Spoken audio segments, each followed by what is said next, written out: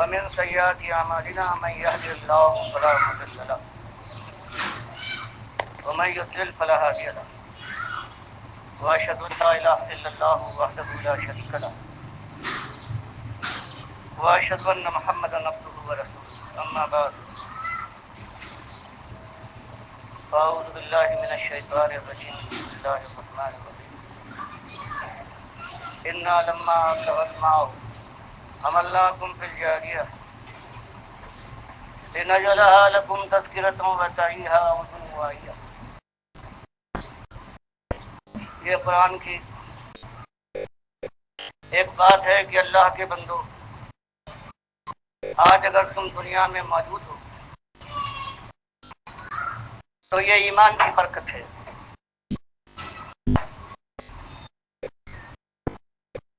کیونکہ جتنے لوگ ہمارے رسول نوح علیہ السلام کے ساتھ موجود تھے، وہ جب دو حصوں میں بٹ گئے دعوت حق کے بعد، اور نوح علیہ السلام نے 950 سال تک وہی ایک مسئلہ اٹھایا، ایمان کا مسئلہ، جس کے لیے پوری انسانیت کو پروردگار عالم نے آزمائش میں ڈالا ہے. تو مالک فرماتا ہے اس کے بعد ہم نے فیصلہ فرما دیا اور سارے بے ایمانوں کو، سارے کافروں اور مشرکوں کو ہم نے آسمان کے پانی اور زمین کے ابلنے والے سوتوں سے سب کو ہم نے ڈبو مارا ہے. صرف ان ایمانداروں کو بچایا ہے جو کشتی میں سوار تھے. وہی مالک یاد دلاتا ہے کہ ایمان کی ناقدری کرنے والوں، ایمان کو اپنا لباس اور پیراہن سمجھنے والوں کہ جس طرح سے چاہو پہنو اور جس طرح چاہو اتار پھینکو. حالانکہ آج تمہاری زندگی ہے، یہ بھی ایمان کی مرہون منت ہے. انا لما طغى الماء حملناكم في الجارية. آج جو تم دنیا میں براجمان ہو تو اس کی وجہ یہ ہے کہ تمہارے وہ دادا جو نوح علیہ السلام کے زمانے میں تھے ایماندار تھے، ہم نے ان کو کشتی میں سوار کرنے کے بعد بچا لیا. ان کی نسل چلی ہے اور آج ان کی نسل سے تم دنیا میں موجود ہو، ورنہ ایک کافر کو ہم نے نہیں چھوڑا تھا.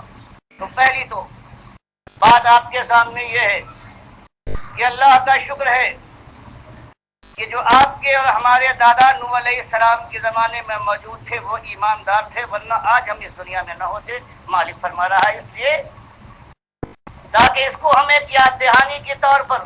اور جو سننے والا کام ہے اس کو یاد رکھے کہ ایمان کی ناقدری نہ کرو. ایمان اصل چیز ہے، ایمان ہی کی وجہ سے آج تم زندہ ہو اور ایمان کے خلاف آواز اٹھاتے ہو، ایمان کے دشمن ہو، کفر اور شرک کے علمبردار بنے جاتے ہو.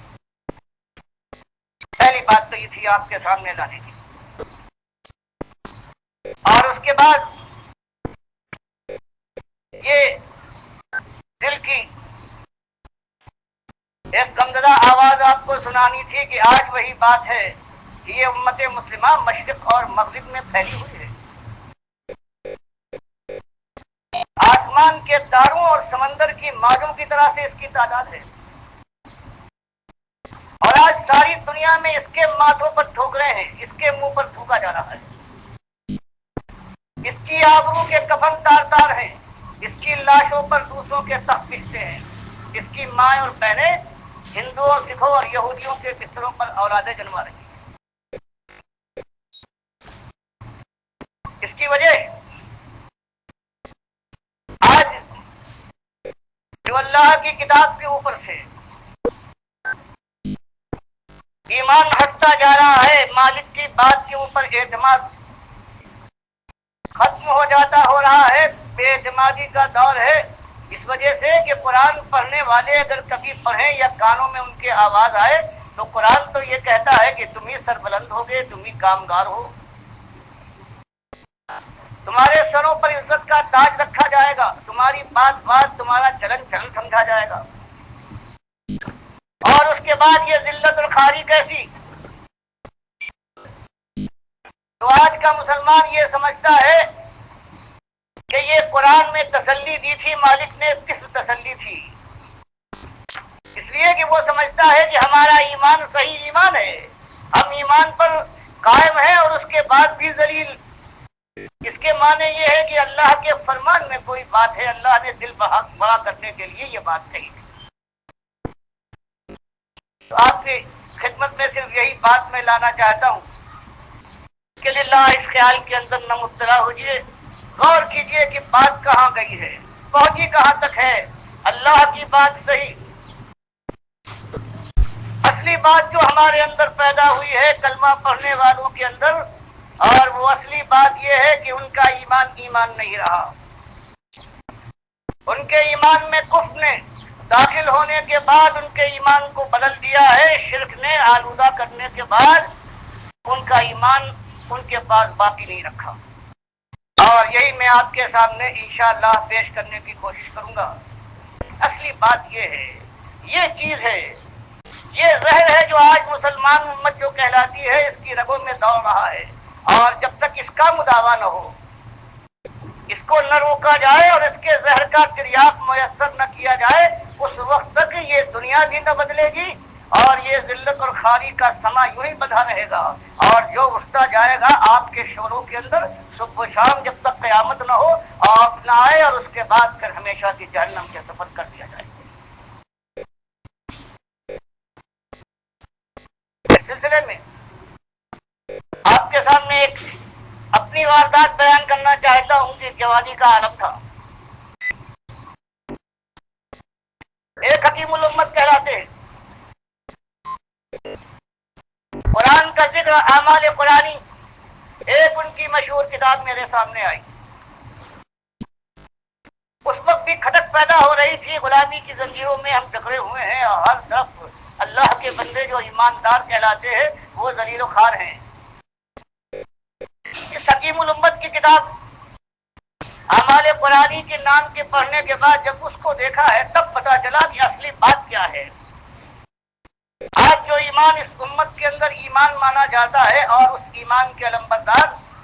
جو حکیم الامت کہلاتے ہیں، اس کتاب کے ایک دو باتیں آپ کے سامنے ہیں۔ یہ فرمایا اشرف علی تھانوی حکیم الامت نے کہ دیکھو اگر کوئی تمہارا دشمن ہے، اس سے بدلہ لینا چاہتے ہو تو اس کے بعد ایک مٹی دریا تلاش کرو، کسی ہندو کی قبر کی، ایک یہودی اور عیسائی کی قبر کی مٹی لاؤ، اور ایک برباد جو ڈھایا ہوا مکان ہے اس کی مٹی لانے کے بعد ایک ہانڈی میں اس کو رکھنے کے بعد اس کو سندروس اور کندروس کی دھونی دو، اور پھر اس کے اوپر قرآن کی آیت پڑھ کر پھونکو اور تھوڑی سی مٹی لے کر اپنے دشمن کے گھر میں پھینکو اور پھر تماشا دیکھو، لیکن دیکھنا کہ جتنی سزا دینا چاہیے اس سے زیادہ سزا نہ دینا۔ تو یہ ایک چیز، یہ حکیم الامت کی ایک چیز دماغ میں آنے کے بعد پھر یہ ہوا اگر ایمان یہ ہے، اگر یہ شوبدہ گری اس کے معنی ایمان ہے اور اس چیز کو پیش کرنے والے امت کے حکیم اور دانا کہلاتے ہیں، تو آخر وہ لا الہ الا اللہ اور محمد رسول اللہ کا معاملہ ہے، وہ اگر اس طرح سے برباد نہ ہو تو وہ بربادی کا اور کیا انجام ہونا چاہیے۔ اس کے بعد کچھ اور بڑا ہوا، تفسیر پڑھنا شروع کی، پہلے سورہ فاتحہ اٹھا کر دیکھیے کہ ایاک نعبد و ایاک نستعین، کہ مالک ہم تیرے بندے ہیں، صرف تیرے بندے، تیری بندگی کرتے ہیں اور تجھ ہی سے مدد مانگتے ہیں۔ اس کے اوپر حاشیہ دیکھا، اور حاشیے میں حقیقت یہی ہے کہ اللہ ہی سے مدد مانگنا چاہیے، لیکن اگر کسی اللہ کے مقبول بندے کو رحمت الہی کا واسطہ مان کر غیر مستقل سمجھ کر اگر اس سے بھی استعانت ظاہری کی جائے یعنی اس کو بھی پکار لیا جائے کہ یا رسول مدد اور یا علی مشکل کشا تمہاری دعائی ہے، تو اس کے بعد یہ بھی جائز ہے اور یہ بھی استعانت الہی سے تعلق ہے، در حقیقت اس کے معنی یہی ہے۔ اور یہ جب تفسیر عثمانی کے اندر یہ پڑھا اور محمود الحسن صاحب نے یہ 3 پاروں کی تفسیر اور حاشیہ خود لکھا ہے، تو دماغ کے ساری چونیں ہل گئی کہ وہ آیت کی جو خالص توحید کے لیے شرک مستقل رد ہے، اب اس کی یہ تعویل ہو رہی ہے کہ اگر کسی مقبول بندے کو رحمت الہی کا محض واسطہ سمجھ کر اس کو پکار لیا جائے تو اس کے بعد یہ بھی جائز ہے، اور یہ بھی ایاک نعبد و ایاک نستعین کے اندر آتا ہے۔ تو اس کے بعد پھر یہ ایمان نے اپنا سر پیٹ لیا۔ اور اس کے بعد مفتی اعظم کی جب تفسیر چھپی، مفتی شفیع صاحب کی بالکل یہی بات ان کے اندر اور تلاش کی تو شاہ ولی اللہ اور ان کے خاندان کے اوپر نگاہ پڑی، حجت اللہ البالغہ پر ہی معلوم ہوا کہ اگر یہ لوگ کہتے ہیں کہ علی رضی اللہ تعالیٰ عنہ تشریف لے آتے ہیں، مدد کرتے ہیں، غوث کا صحیح معنوں میں بقوات والا یہ فریاد رس ہے، داتا دیتا ہے، تو بتاؤ کس طرح سے اس کو رد کرے۔ شاہ ولی اللہ صاحب تو حجت اللہ البالغہ میں لکھتے ہیں کہ جیسے کچھ مرد ہوتے ہیں ان کے اندر زنانہ پن بتائے، کچھ عورتیں ہوتی ہیں ان کے اندر کچھ مردانگی کے آثار ہوتے ہیں، اسی طرح سے کچھ ایسے فرشتہ صفت اللہ کے بندے ہوتے ہیں کہ جب وہ وفات پاتے ہیں تو ملائکہ کے ساتھ وہ داخل ہو جاتے ہیں، ان کے اوپر بھی اللہ الہام کرتا ہے، جیسے ملائکہ اللہ کے حکم سے دنیا کے کاروبار میں اللہ کا حکم چلاتے ہیں، فرمایا یہ بھی ان کے ساتھ مل جاتے ہیں۔ تو اب یہ دیکھنا ہے کہ آخر یہ کیا دین ہے کہ جس طرف جہاں کہیں ہاتھ رکھو۔ اب انفاظ العارفین جب ان کے خاندان کی جب خدائی کی داستان سنائی، انفاظ العارفین شاہ ولی اللہ لکھنے کے بعد لکھتے ہیں کہ میرے تایا ابو رضا محمد مسجد میں بیٹھے ہوئے تھے کہ ایک شخص آیا اور اس نے کہا کہ اولیاء اللہ تو ہوا کرتے تھے۔ فرمایا کہ میرے دایا نے یہ بات سنی ہے اور غصے کے ساتھ کہا کہ کیا مراد ہے تیری کہ اولیاء اللہ ہوا کرتے تھے؟ اس نے کہا حضور اور کیا کہوں، اب کہاں؟ لکھتے ہیں کہ میرے تایا نے پوچھا کہ کوئی نام تو لے۔ اس نے کہا بایزید بستانی رضی اللہ تعالیٰ عنہ ہے۔ کہتے میرے تایا نے پوچھا کہ آخر وہ کیا کرتے تھے، بتاؤ ان کی کرامت۔ اس نے کہا حضرت ان کا عالم یہ تھا کہ کسی کے اوپر نگاہ ڈالتے تو اس کے بعد وہ طرف کر مر جاتا۔ کہتے پوچھا کہ اور؟ اس نے کہا اور کیا حضرت، یہ کچھ کم ہے؟ تو شاہ ولی اللہ صاحب لکھتے ہیں کہ میرے دایا نے کہا کہ میرا حال یہ ہے کہ میرے دل کو اللہ کے نبی صلی اللہ علیہ وسلم نے اپنے دل کے نیچے رکھ کر وہ تربیت دی ہے کہ اگر میں ایک نگاہ ڈالوں تو انسان تڑپ کر مر جائے، اور اگر میں چاہوں دوسری نگاہ ڈالوں تو وہ پھر جی کر کھڑا ہو جائے۔ اور پھر یہ صرف کہا نہیں بلکہ رحمت اللہ موجی درخت کے نیچے مسجد میں کھڑا ہوا تھا، آپ نے اس کے اوپر ایک نگاہ ڈالی اور وہ طرف پر زمین پر گر۔ جو شخص کہہ رہا تھا کہ اب ولی اللہ نہیں ہوتے، اس سے کہا دیکھ یہ شخص مر گیا یا زندہ ہے؟ اس نے دیکھنے کے بعد کہا حضور وہ مر گیا۔ تو تایا صاحب نے فرمایا کہ اگر تو کہے تو زندہ کر دوں۔ کہتے ہیں کہ ہاں اس شخص نے کہا حضور اس سے بڑی بات کیا ہو سکتی ہے. وہ تایا نے نگاہ ڈالی دوسری اور وہ اٹھ کر کھڑا ہو گیا. تو معلوم ہوا ایک بات صرف ایک نمونے کے طور پر آپ, ورنہ ہزاروں ایسی باتیں ساری کھڑی. تب یہ معاملہ سمجھ میں آیا کہ اصلی بات وہی ہے. یہ امت چاہے ریگزار کے ذرات کی طرح سے پھینک جائے, لیکن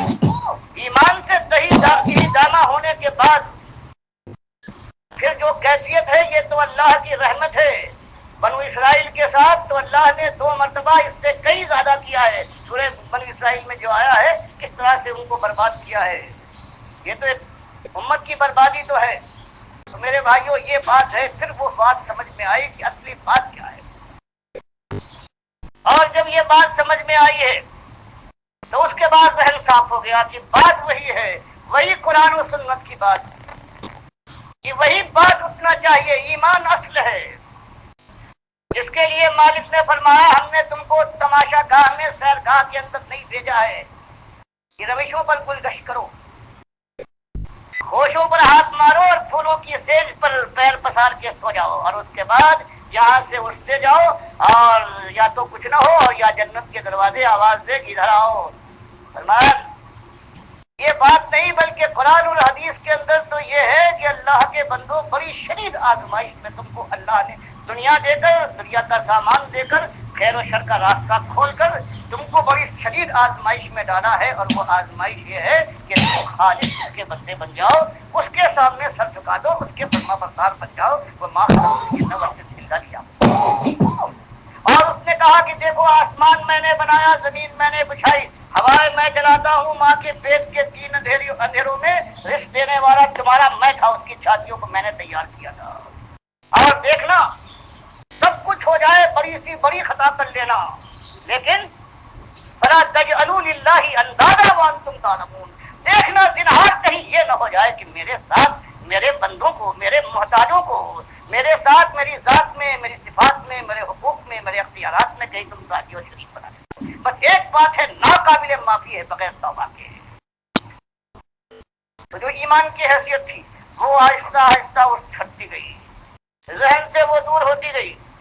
اور پھر اس کی جگہ ایسا اطمینان دلایا گیا جب یہ نظریہ پار پا گیا کہ ہر چیز اللہ کی ذات کا ایک حصہ ہے. ویسے وجود لا موجود اللہ الا اللہ, سب کچھ تو اللہ ہے. تو بتاؤ اب ایک جوان اپنے جوش جوانی کے اندر بدنگاہی کرتا ہے, بے راہ روی کرتا ہے, ایک مال کا متوالا کسی مال کو ہڑپ کرتا ہے, سود کا کاروبار کرتا ہے, خائن ہے, چوری کرتا ہے, اس کو ڈر کیا ہے؟ اگر وہ اللہ کی ذات کا ٹکڑا ہے تو اللہ اپنی ذات کو جہنم کی آگ میں تو نہیں چھوکے گا. تو یہ نظریہ لانے کے بعد ہر ایک ایک ذرے کو اللہ کی ذات کہیے ان صوفیوں نے, ان وحدت الوجودیوں نے, ایک ایک چیز کو انہوں نے اللہ کی ذات کا ٹکڑا. اب بتاؤ ساری توحید کا معاملہ ختم. اب شاید اللہ کی ذات کے حصے ہیں, جب چاہے خدائی کے سنگھاسن پر الوہیت کرنے کے لیے بیٹھے, اور جب چاہے بندگی کا شوق چل رہا ہے تو نمازیں اور روزے اور بندگی کرنے لگے. ایک طرف سے یہ دھاوا ہوا, اور دوسری طرف سے اللہ کے بندوں وہی چیز جو اللہ کے نبی صلی اللہ علیہ وسلم نے, جندب رضی اللہ تعالیٰ عنہ کہتے ہیں مسلم کی حدیث میں 5 دن پہلے اپنی وفات سے, اور عائشہ رضی اللہ تعالیٰ عنہ کہتی ہے این اس طرح مرد میں اپنی مصیبت کے اندر مبتلا حالت میں, اس حالت میں کہ کبھی چادر کو اپنے چہرے پر ڈالتے تھے اور کبھی اتار پھینکتے تھے. ان کی زبان یہ بات, یہ کلمہ تھا لعن اللہ الیہود والنصارى اتخذوا قبور انبیائہم مساجدا, کہ جو اللہ نے آپ کو آپ پر اظہار غیب کیا تھا, جو آپ کو پروردگار نے بتایا تھا کہ یہ امت بھی ماری جائے گی, اس کے اندر بھی شرک داخل ہوگا, اور اہل کتاب امتوں کی طرح سے وہی سب سے بڑا ذریعہ ہوگا, وہی قبر کا ذریعہ, وہی قبر کا. تو یہ بھی ڈرایا. اللہ کی کتاب بیان فرمائے کہ انک میت وانہم میتون, کل نفس ذائقۃ الموت, سب کو موت کا مذاق مزہ چکھنا ہے اے نبی صلی اللہ علیہ وسلم، آپ کا بھی وہ دن آ جائے گا۔ اور پھر فرمایا پروردگار عالم نے اس کے بعد، موت کے بعد پھر دنیا سے تعلق منقطع ہو جائے گا۔ وَمِن وَرَائِهِمْ بَرْزَخٌ إِلَىٰ يَوْمِ يُبْعَثُونَ، جب تک قیامت نہ آ جائے پھر اس جسد انسری کو بنانے کے بعد اس میں روح پلٹا دی جائے اور یہ پھر جی اٹھے، اس سے پہلے کوئی تعلق اس انسان کے ساتھ دنیا کا باقی نہ رہے گا۔ فرما دیا ثم انکم بعد ذلک لمیتون ثم انکم یوم القیامۃ تبعثون۔ یہ لوگوں دنیا کی زندگی ملے گی،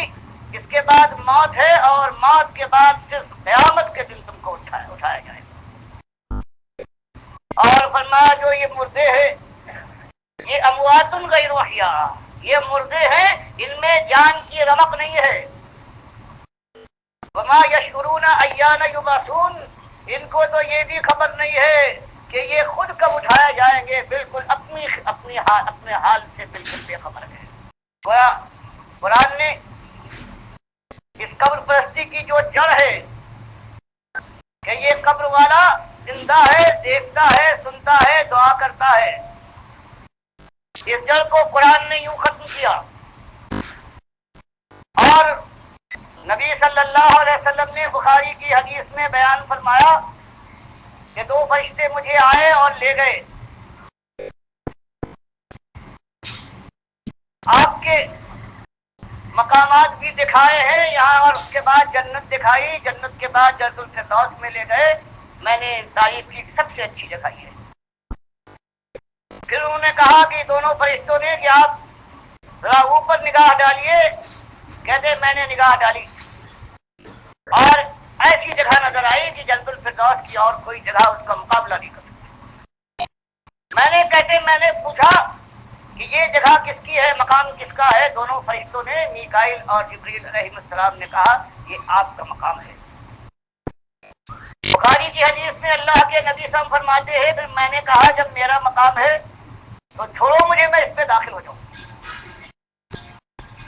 ان دونوں فرشتوں نے کہا کہ نہیں، مقام تو آپ کا ہے لیکن ابھی آپ کی زندگی کی ایک مدت باقی ہے، آپ اسے پورا کر لیں، آپ اس میں داخل ہو جائیں گے۔ حدیث نے بتا دیا کہ اللہ کے نبی صلی اللہ علیہ وسلم وفات کے بعد جنت الفردوس میں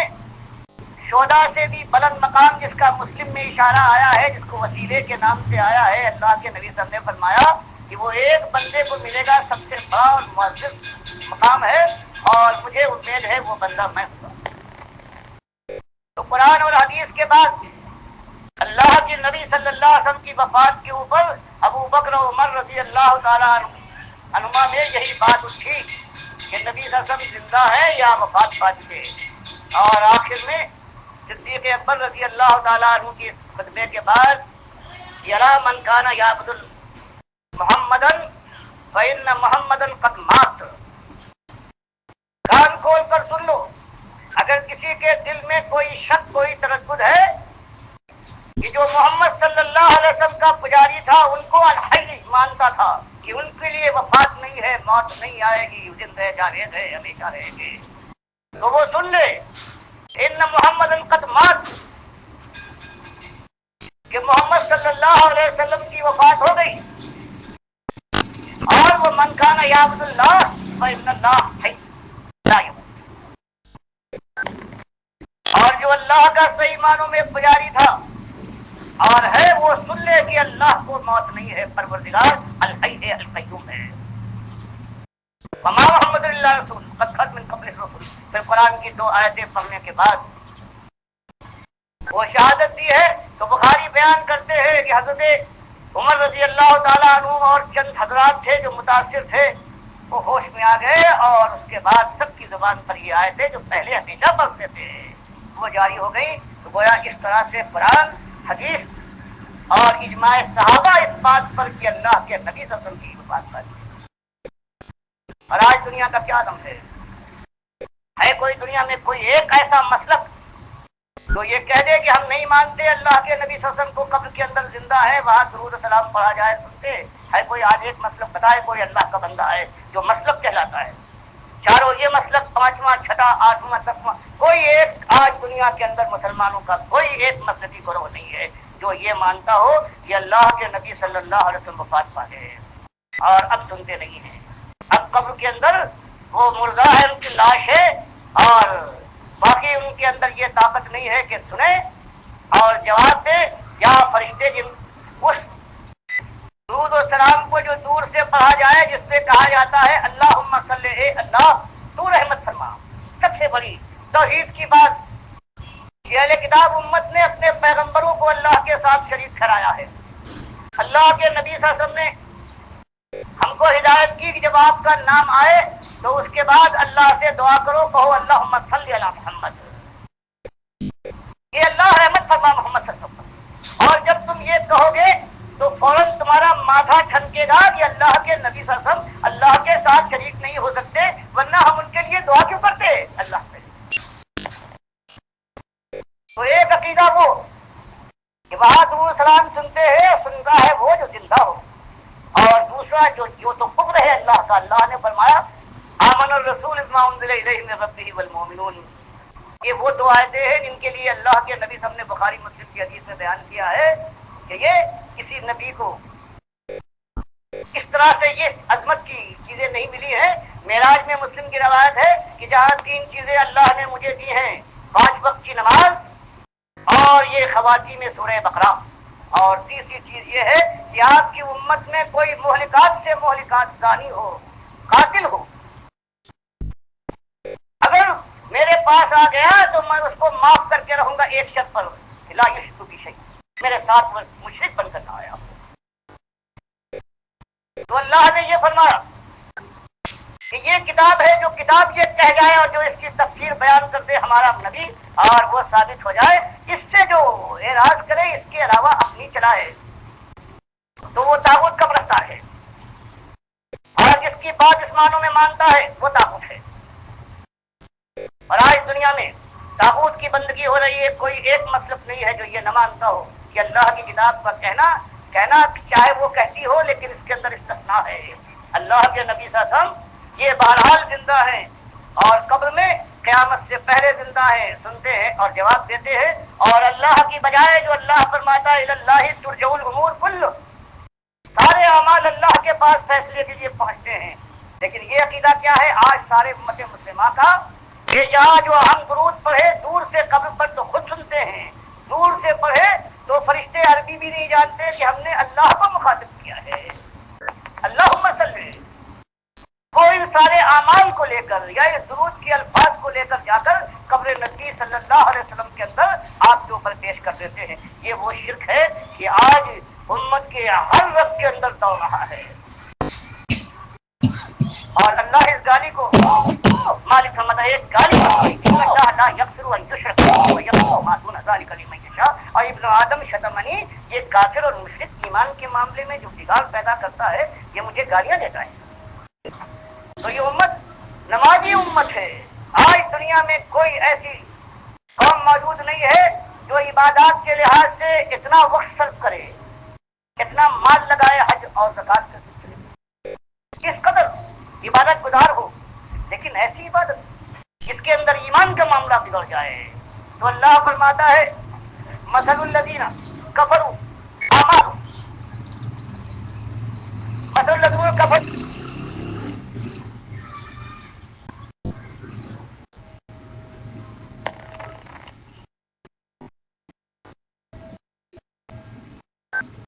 تو وہ بھی سن لے گا